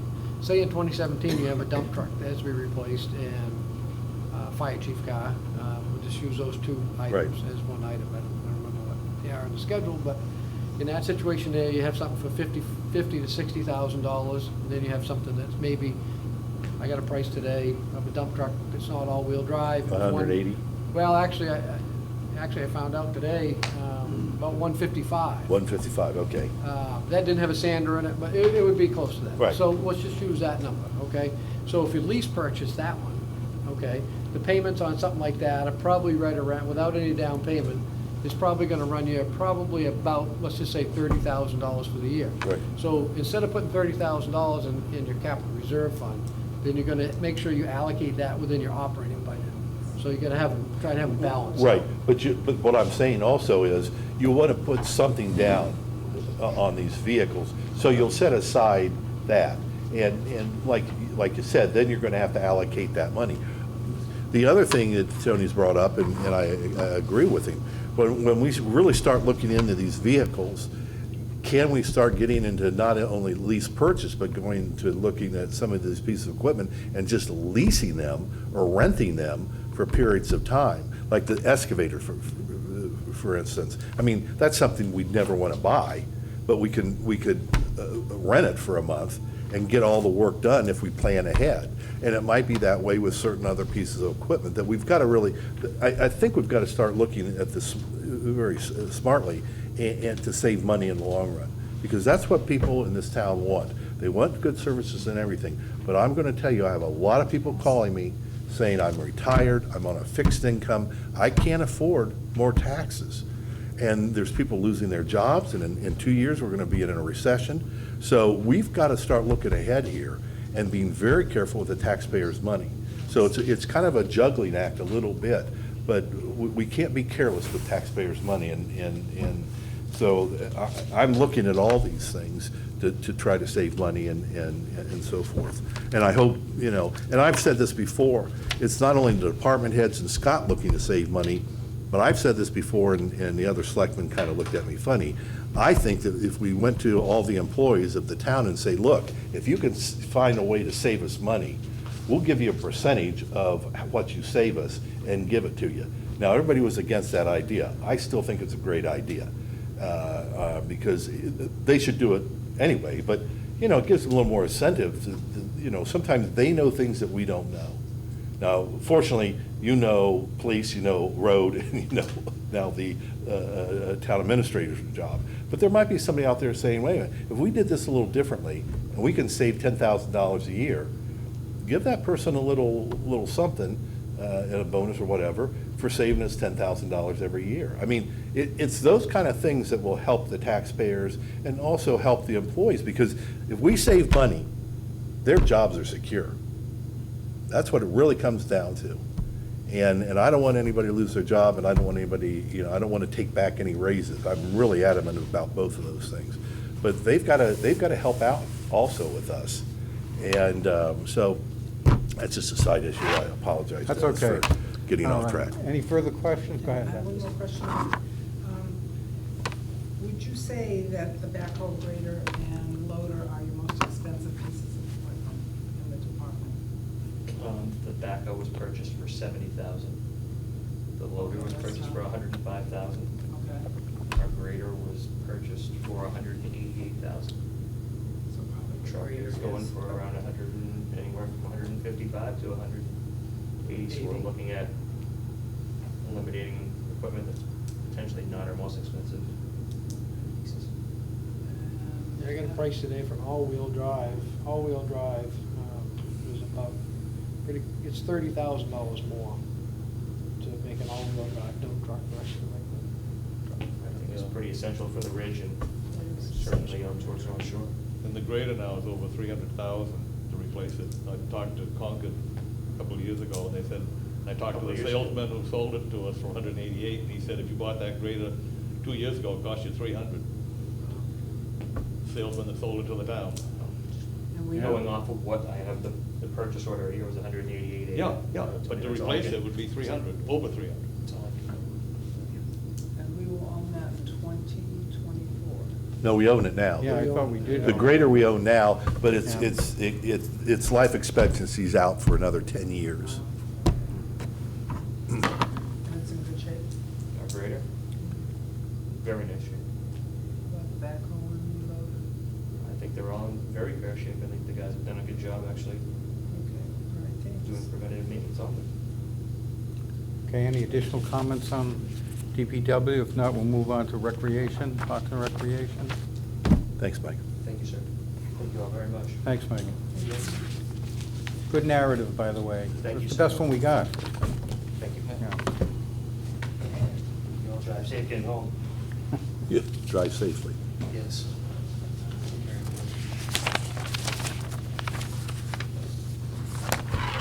So we're going to do rec now if you want. Yeah, that's what I Yeah. said, Parks and Recreation. Got that. I like that colored pictures. Yeah, I know, you were lucky. I didn't, and yours colored, they have, they notated things red. Wow. You did- yeah, see, I didn't get mine. Well, that's, Yours, Ellen, in color? that's because I'm a selectman. Yeah, that's it, that's why you got it. They treat us a little bit better. I guess, well, He they should. pointedly asked, though, since he, I mean, not to exclude anybody else, you know, Greg was not really familiar with those different types of pieces of equipment. That's right. That's the reason why I did it. Yeah. I don't know if I did it with the other board members, but And You get yours in color? since I'm blind, I need color. Well, it's helpful, color. I like So it. if you want to look at mine, Yeah. it's, I'm Can sorry. can this be done incrementally, or do we have to? No, Yeah. I mean, it sounds in talking to Nicole, I mean, you know, she's kind of got a mapped out overall Yeah. plan. But I mean, you know, I think that it could be I don't see why it couldn't be a phased approach on some of the items. Because I think the original cost was 15,000 for all of this. Yeah, all of it, I Yeah. think she had I got, mean, the estimate was just around. Some of it's beautiful, some of it's nice, but can the town afford it? Can we do some incremental? that's how I do it, Yeah. yeah. I mean, I can agree. certainly ask her that way. I think ideally she wanted to try to, Mr. Chairman, if I may speak, as I recall, she came in and asked to have a capital reserve fund established to purchase, which would mean that you are building up the funds until you got enough to do the project. But that wasn't my understanding. No? My understanding was purchasing it now, having volunteers assemble it, and then putting money away each year for the year 15 years from now when things need to be replaced.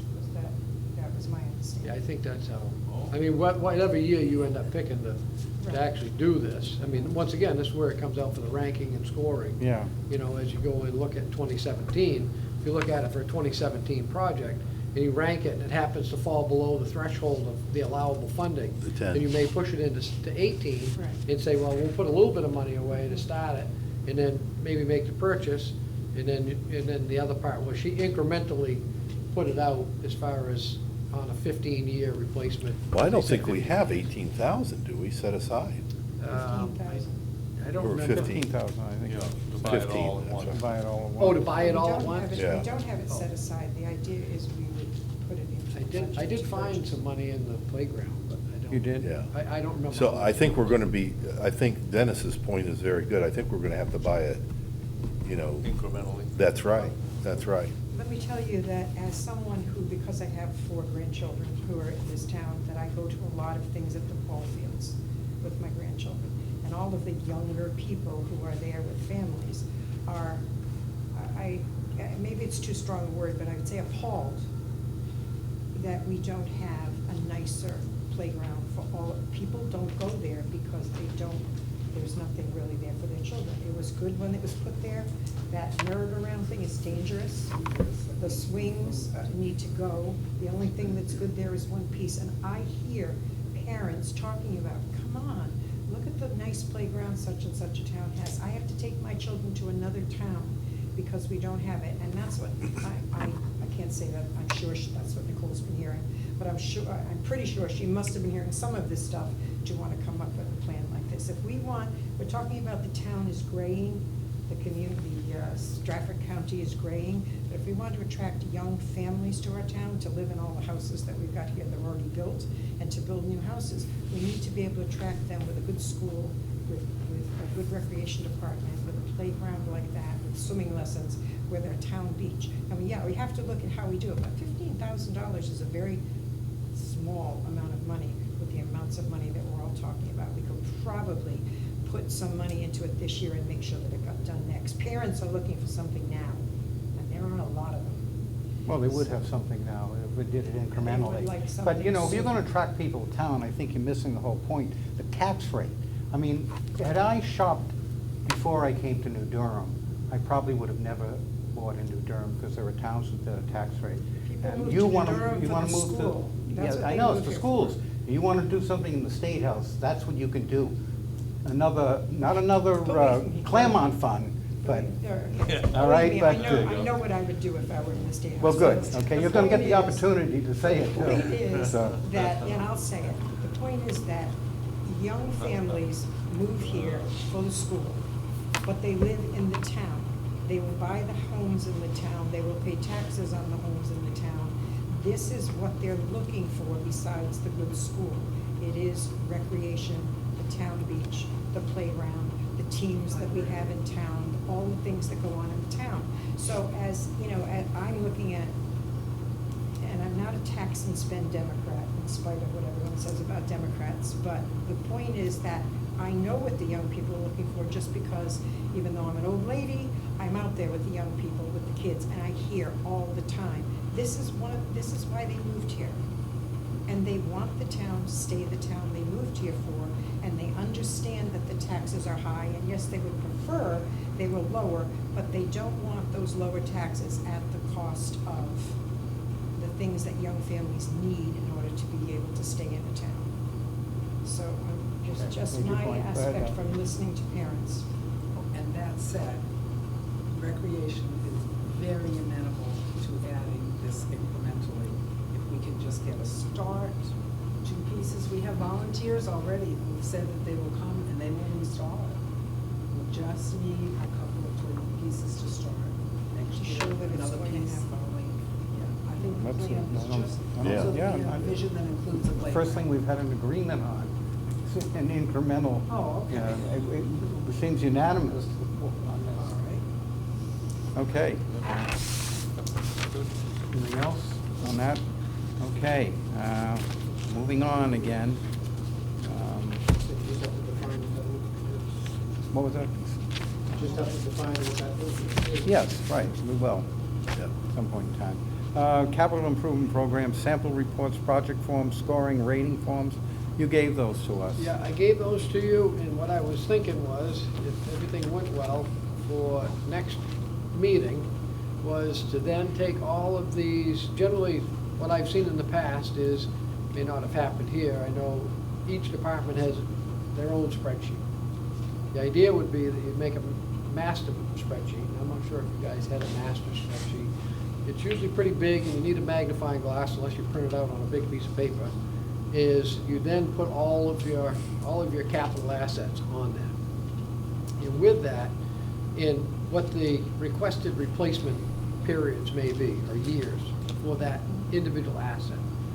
You would then take your 2017 assets and then go down through and score those. Do you think you could put a template together? Because I'm not exactly sure how I Yeah, would so in put other this words, in. we would list them all out. So for an example, if in fact, we would take, I'll just say, we're gonna put the police department. Yeah, anything. In, then you're gonna put in the DPW and the fire, and you're gonna put recreation and facilities in. And then with that, it'll get sorted by your ranking. So in other words, we'll use those score sheets, and you'll score them out, and then it'll get ranked. And then you'll resort it, so it's all prioritized up at the top. And then you would look at, then what would be how you would try to fund those. Might be Do a lease sheet for purchase. each piece of equipment, like each police cruiser gets a sheet? Yes. Oh, so we have to go through that. So we So I have a say duplicate each here. We police have- cruiser. Now, I gave you some of the forms, and that's what I would look for the department heads Sample to do next forms, time. yeah. But I'm Yeah. not talking just about the scoring. So in other words, if you put value to making sure that we replace a cruiser, I'm just gonna use that as an example. And you put that up, because it's a life, it may be a public safety issue, very similar to a fire truck, maybe it has a higher ranking in that situation. But, so in other words, it gets scored out, so they get shuffled. So it'll give you a snapshot to say, okay, we're gonna put $150,000 into taking care of your capital plan. You may make that for a recommendation. What things can you fund, and how would you recommend to fund them? I think it comes the other way. What do you mean? I'm still confused Well, on how to. what I would do is I would go through and look at what you want to replace. And it pretty well tells you what that replacement cost is going to be further down. And I said before, what we normally did is just did the full amount. And what I'm saying is now we can reduce that simply because we're probably going to do a lot of lease purchase, that's right. Yeah. And so we could reduce some of those. Now, some we might not want to do it, but a lot of them we could do. And so what you're saying though is, that, like the police, we pretty well know we're going to fund all 4 cruisers. Right. Why With not the just fire say that? department, Yeah. pardon me? Why don't just say that then? Yeah. Let's vote to. Yeah, refund the well, four that's cruisers. right. We don't have We to might, rate. we not, yeah, we might not And the even have to. spreadsheets dictate Yeah, I when mean- we're gonna replace it. Yeah, take this Right. spreadsheet and just, try to. Yeah, I'm use confused this- by the yeah. other thing, on how to Yeah, I am too. prioritize. My feeling is, let's Just say, stick with take the it. highway department. Yeah. If you look at things that you do not want to replace, that's the ones zero. you'd mention. Yeah. All the others, you don't mention because you're The going to committee replace would them. vote Yeah. on each piece of Yeah. equipment. Yeah. The 5 committee members would vote. I think that's how Yeah, I I think do there it. would be a learning curve in doing this the other way. We're not bright enough to do those We things. gotta keep it simple. Yeah, keep it simple. Yeah. Go ahead, John. Say something. Stop. Well, no, I was just gonna say, I like the weighted survey. Yeah. I think it's fair. I think it's more objective. And it's absolutely, because if you vote 7 and you vote 2, and another piece, someone votes 3 and 3, you at least by average, you have a weight of the value, the relative ranking, yeah.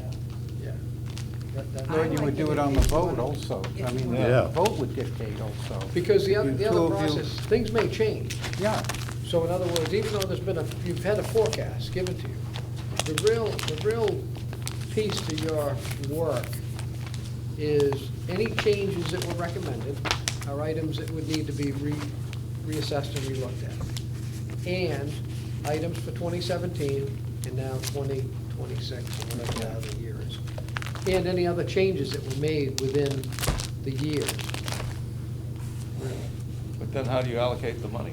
go Well, ahead. by Sam. prioritizing by the ranking. Go ahead. Sam. I think the organization and all that approach has its value regardless of whether it's going to be unanimous vote or not. What I was going to say is your obligation, my understanding, your obligation to the CIP is to provide a report to the planning board, which outlines not only all of that, but how much money you recommend for each of those categories, each of those items, putting aside for 2017. Right. So your obligation is to look at every piece, whether it's unanimous or not unanimous. So for me, there's a lot of value to do it on the score sheet basis. There is, but it would be a learning curve, at least for me, to It may be, prioritize. but it may be worthwhile to do that. Especially if in 2017 you only have 2 things. Yeah.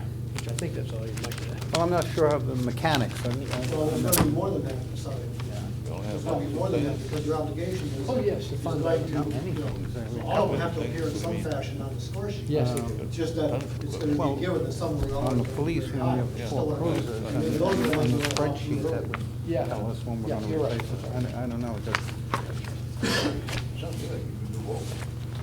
You can make a score, and you can make recommendations Well, yes, driven from. on the item itself, the narrative recommendation. The recommendation will be driven from the score. from the narrative. Well, from your score Yeah. sheet. it's all- So it doesn't have to, they just, they're on the I'd like to see one, you know, if you. Yeah, I before- think in the packet that I gave you from Moltenboro, it shows a ranking. Okay. How a master spreadsheet looks like. All right. And I may need to actually print it out on a bigger piece of paper, because you probably do need, Greg did bring a magnifying glass.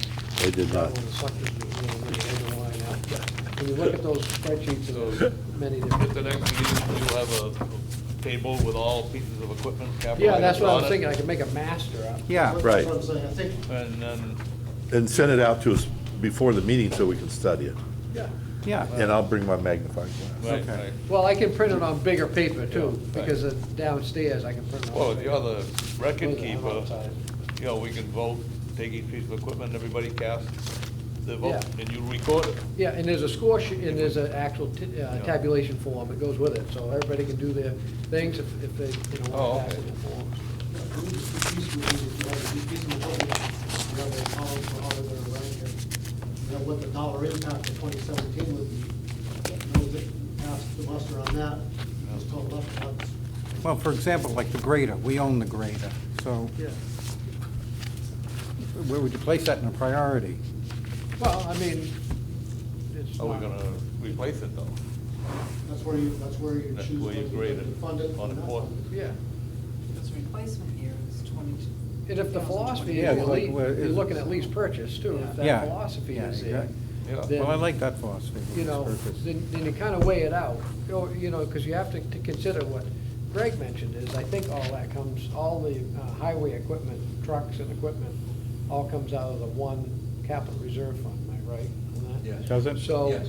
then you have to, then, you know, then you end up getting into the budgetary side of things, where you would start to say, okay, this is how it's ranked out, and is a philosophy that we are going to recommend is to go with lease, and then with lease, are you going to make a recommendation that you put some money into those funds to make down payments, to help pay down, and maybe you give a indication in a narrative that you want to have that, those funds be able to support 20% or 10% or whatever the percentage may be of the down payment.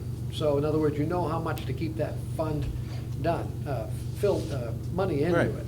So, because we have the sheets as to, we know what the costs are, so you can probably amortize that out, you know, based upon whatever is coming up on the purchasing. So, Okay. you know, you can say, okay, if we're gonna go 10% down payment, 20% down payment. Some people would tell you, don't put any down payments, because you also have a clause that's in all those, because if in fact something happens and it doesn't work out, and you don't receive the funding, and the budgets are cut, or something catastrophic happens, I'm just giving you the Yeah, right. doomsday thing, and you return a piece of equipment. Some people would say, by making a down payment on a piece of police equipment, you've just lost all that money. My daughter went to buy a car, and the only way she could afford it, by being a college student going into her Lease first it. job, was to lease it. And, you know, they told her, they said, well, we can save you on your payment $25, $30, and by putting $2,000 down. Well, that's $2,000 generally, unless you purchase it at the end, that is It's lost gone, money. yeah. It's just In another my way of opinion, finding, I yeah, think well, it's you're right, and If you can lease it for the whole, you know, if you're just gonna lease, not that's necessarily. when, Yeah, because he lowered the payments, therefore. It Yeah, does you're- lower your payments, so you You're have more, saving, you you're have more saving money the, for yourself. yeah, you're saving the money that you would have normally paid Yeah, for the so full you have price. it for yourself. Yeah, Sven, Yeah. It only redistributes the payments. It redistributes it. yeah, Payments are done. that's right. Now, Just- we- sorry. go ahead. I wanna, for me, I don't think it's gonna be that complicated a table. I think you only need a table which lists all of your equipment Yep. that's being proposed. We're already on the list for replacement, 2017. The dollar amount for 2017 is being suggested to be put in. Yep. Score priority. I think you want to comment, because some of you are gonna say, we're gonna lease purchases, therefore we don't want as much. Some, we don't want to fund this at all, or some, you know, other comment that says, we think this should be done as the highest priority. You're gonna want to comment section there too. I think that's pretty straightforward. And just score it like 1 to 5, 1 to 300, however you want. I don't think you want 1 to 100, I think you want 1 to 5, and some low comparative score there. I'll have to take a look at the Molten Borough thing, how we, Yeah, how we in scripted that it, packet, you know. the only thing we'd have to do, as Swen was talking about, there is a page in there for the scoring. Yeah, So you'd have the scoring and the ranking, you'd have the pieces of equipment and then leave it blank and we'd score it. right. yeah, okay. But, yeah, I'm an old dog, I like the idea of just voting on each piece. Well, that's what we did last year. Yeah. It requires Yeah. a learning curve to do it this way, but we could do it while we're voting on it. Right, Right. I mean, you could kind of look at both ways. Mr. Chairman, may I ask a question of Scott? The trick I have found is to, trying to make a decision in the future, because you talk about replacement. If you're gonna replace something 15 years now, it isn't about what you're doing with the equipment today. It's an important piece of equipment. Yes, it is right now. When all the gravel's expended, will it still be a important piece of equipment? That's right, And that's where the CIP's thinking has to be. futuristic Yeah. Right. thing comes in, I guess, right? Right. Yeah, I mean, I think it is, and that's the reason why I said, that's the reason why you always keep what you own for assets still on there, because it may change. You know, the whole, I mean, everything may change. I mean, if in fact, just like you mentioned, I think at one of the meetings, if all of a sudden we have weather up here that is Arizona, Hmm. you're not gonna need to have some of the equipment that you end up having. Yeah. To be perfectly honest with you, you're just not gonna. I'm trying to think of another. I can bet with you, we're gonna have a mild winter. That's right. So, yeah. Well, that's when you believe in global warming. Yeah. That's why you have to do your score sheet every year, because Yeah. things change from year to year. Yep. If there's no further discussion on this, now we have the minutes that we haven't approved yet. One Oh, yeah. group of minutes, and then, Yeah, the August 23rd. yes. I made those edits, and you just want to take they're in red. Track changed them up. I think you all have everyone in red.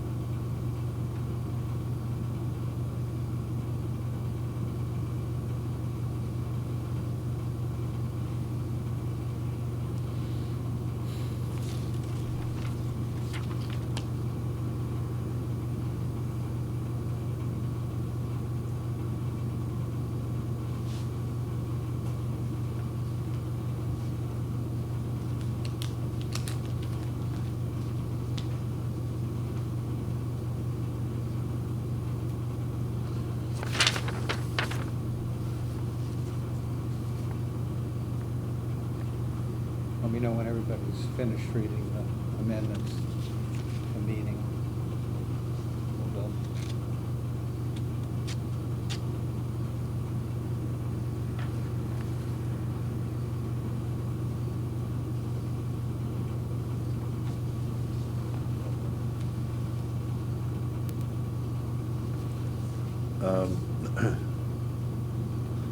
We had additional people present that aren't listed here. Oh, on the, Also present. You probably should add Rule, Varney, Allen, William Meyer, Okay. Kendrick, Yeah. and All the library trustees. will be yeah, Oh, I missed and those. Those were on Swins and Swins. Bickford. And then take this Bickford, Vice President Bickford out again. See right here? You need to take that out again. oh, yeah. And then add these names to the also present, Yeah. if we want to vote on this tonight. Yep, that's fine, I can do that. Okay, all right. Yeah. So, So we can vote let me on this, just, yeah. let me just Yeah, you can mention vote, yeah. what I'm going to add. This would be also present, other than we have Town Administrator Kidman, but we also need to add K. Rule, well, they have P. Varney, which is Peter Varney, Kathy Allen, William Meyer, Kendrick. What is Kendrick's first Bill, name? Bill Bill? Kendricks, yeah. Yeah, Bill, nice guy. And then Swins and Bickford were here. Here, you Yeah, got those? I've got them. Okay, all right. So I would just add that on to also present.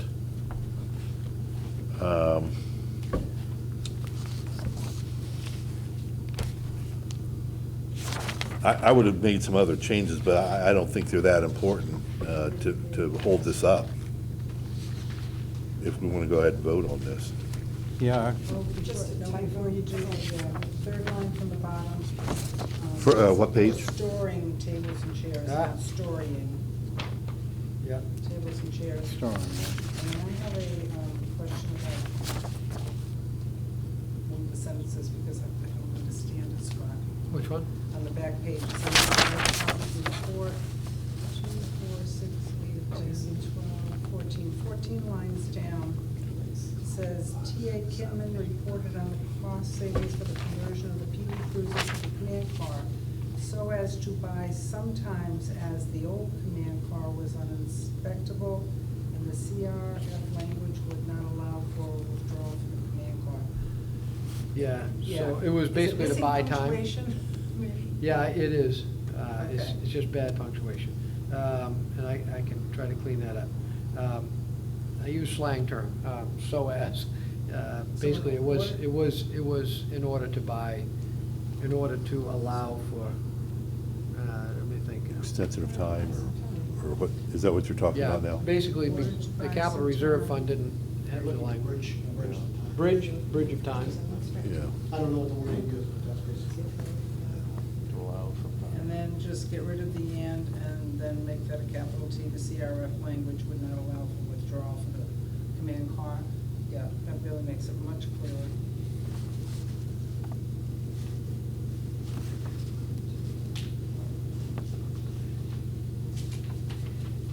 Dot, what was the other one, the and to come out? I just, yeah, and then put a period after uninspectable. Yep. Take out the and then a capital T. Yep, You just kind of, you don't yep, have. it was a run-on sentence there. Scrivener's doesn't change the. No. Yep. Just makes it clearer. Above that, under fire department, so I think it's the 12th line down where it just says, member at large Bonanno asked if it needs to be replacing. So it needs, if it needs replacing or needs to be replaced, whichever way you want I think it's needs replacing next it. year. Needs, so take out to be, needs replacing.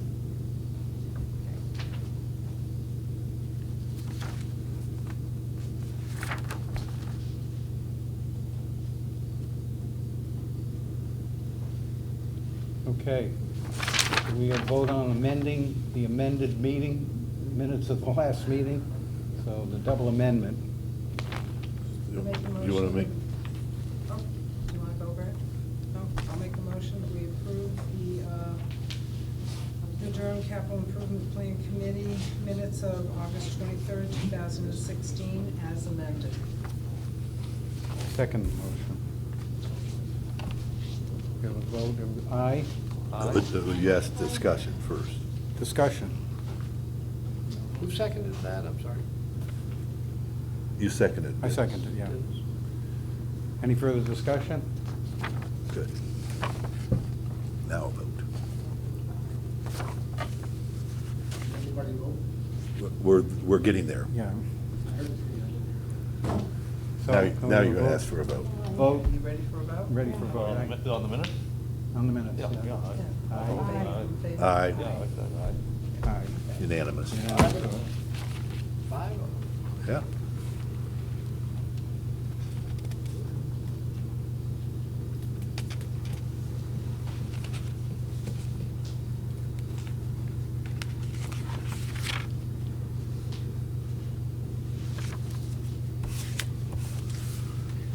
Okay. I guess we're getting down near the end here. So we'll have the next meeting, 9/29. I thought this meeting was at 7:30. Didn't we discuss that, Scott? Because the Board of Right, 7. Selectmen have something, No, No, we have a rec- Parks and Rec Commission has a meeting at Okay. 6:30. 29th at 7:30. 6, I'm sorry, 6. So. Yeah, you we would just figured wanna we'd give have us, it. yeah, a little bit of. so 7:30, good? 7:30. That's what I have. Yeah, that's what I have in my Yeah. calendar. 28th or 29th? 28th. Is it 28th? 29. I have the 29th. 29. Is that? Well, I have Wednesday. It's That's a Thursday. it's a- Wednesday is the 28th. Correct. Oh, the Wednesday's the 28th? Yeah. Then I was wrong. It is the 28th. Oh, Okay, the 28th. Yeah. Right? Todd, that's when your meeting is? At 7:30. Is that Yeah. official now? No, All right. I No. was checking. I have so many of them. If that meeting is not checked. Yeah, I have it. It's the 28th Wednesday. at 6 o'clock. 28th at 6 o'clock. Yeah. So it's Yeah, I apologize. 7:30 at the town hall. At town hall. 7:30, yeah. That works for me. Okay, here, Scott, you have next meeting, blah, blah, blah, at the town hall, reading, scoring, and report. The report's not gonna be done next meeting. I'm sorry? I'm gonna take my minutes You back. have reading, Yeah, go scoring, ahead. and report, and Unless you recommended need it. funding. The Do you report have won't be someone? done by No, I next don't, meeting. but that's Can't all do the right. report until You you've could done take the it. reading What- and Right, scoring, right? yeah, I think it would just Scott be can make me a decide who's copy. gonna put that together. Thanks. Would you do me a favor? I'm gonna give him my minutes, or my agenda Oh, you- for tonight. Yeah. Would you make me a copy and slip it in my mailbox? Yeah, I'll give you one right now. Oh, you have it next to Okay. I got next one, I think.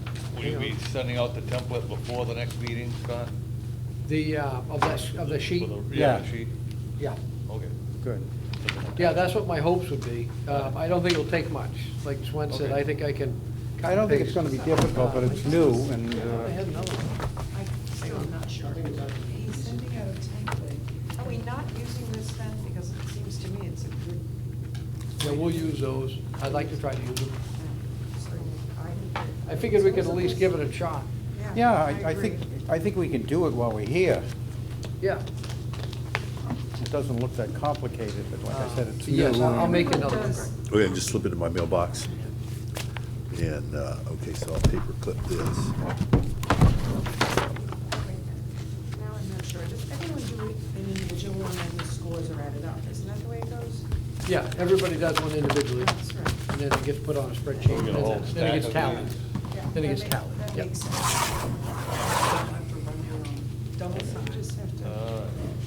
Ellen, excuse me, can you write your phone number and email address on the back of my card here, so I have it? Okay. And that's why I'm gonna get a date for us Yeah. to do this. I'm The only gonna- one I haven't got is Bob Perry, and I I asked him. spoke to him today. He didn't never call me back. Okay, we'll talk about it after the meeting, All because I right. saw him today before I. I'm gonna make a motion to adjourn. I'll second that motion. All Any those dis- in favor? Aye. Aye. Hey, Good meeting. thank you. Had lots of help. You made the 9 o'clock.